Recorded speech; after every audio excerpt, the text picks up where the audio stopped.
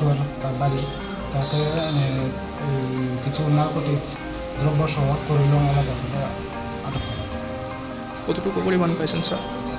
তা তো পরিমাণ তো উডান ফসফেট আছে, এখন তা ওজন করলে তা পাওয়া যাবে।